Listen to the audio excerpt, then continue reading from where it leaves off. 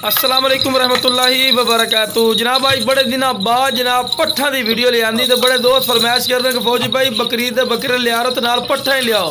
तो आज जनाब 7 पट्ठा तो एक माशाल्लाह ब्रीडर लिया खूबसूरत माशाल्लाह लाट बनाई है जनाब, खूबसूरत माशाल्लाह कलर दे तो माशाल्लाह बहुत ही ज़बरदस्त और माशाल्लाह A+ क्वालिटी दी माशाल्लाह पट्ठा लिया जिन्हें माचा नस्ल वाइट मक्खी चीनी लाल मक्खी चीनी और खूबसूरत माशाल्लाह ब्रीड है पे कर सकते हैं। मदरसा नस्ल दी माशाल्लाह पट्ठे न पईयां ते रेट ही इंशाल्लाह बिल्कुल जायज़ और मकूल हो सी। और जनाब इन पे लख रुपये वाली बकरियां दी माशाल्लाह पट्ठे न पईयां लख रुपये वालियां इंशाल्लाह इन्हां दी चंगी संभाल कर सो बिराद तो बिल्कुल अच्छा प्रॉफिट और अच्छा मुनाफा दे जासन।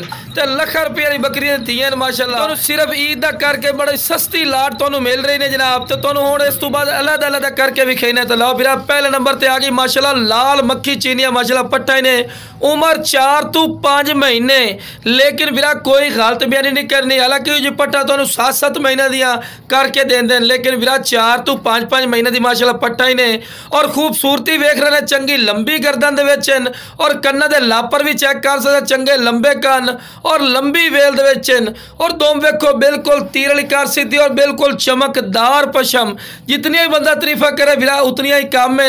तो माशाल्लाह नकौड़ा फेस भी चेक कर सकते हैं, खूबसूरत नकौड़ा फेस और बिल्कुल चिपटे सिंह कुंडली वाले सिंह। तो जनाब रेट कितना जनाब कोई 17-18 हज़ार 20 हज़ार नहीं जनाब, सिर्फ जनाब 15-15 हज़ार रुपये रेट करते पे हैं जो बिरा फाइनल तो 14-14 हज़ार रुपये दे दिसा है। आगे ये ब्लैक मक्खी चीनी मझ नस्ल जनाब हासलपुरी नस्ल भी इसको आखा जाता है। तो यदि माशाल्लाह चमकदार पशम चिन्ह खूबसूरत माशाल्लाह चीज़ ने तो उम्र सिर्फ 4-4 महीने, कोई गलत बयानी नहीं करनी। तो रेट भी तो सिर्फ गोशत के रेट पर मिल रहे हैं बिरा। अजकल की जितनी महंगाई हो चुकी बिरा तो खुद ने भी पता है। तो दोनों के माशाल्लाह कन्ना के लापर चेक करो वाइट अख दे तोता फेस लंबी गर्दन दे कोई पॉइंट ऐसा नहीं जेड़ा कम हो बिरा।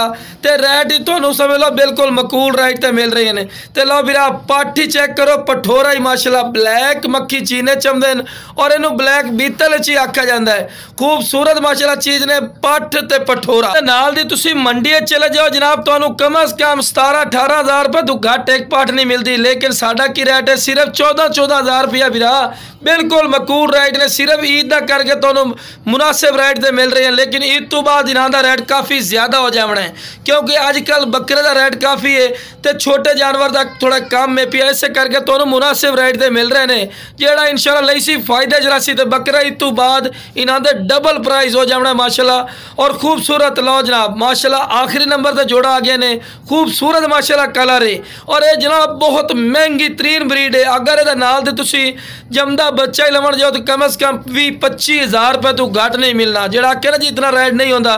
तुम साढ़े फार्म ते तो चेक करा सकें तो जिस बिरा चाहते जनाब।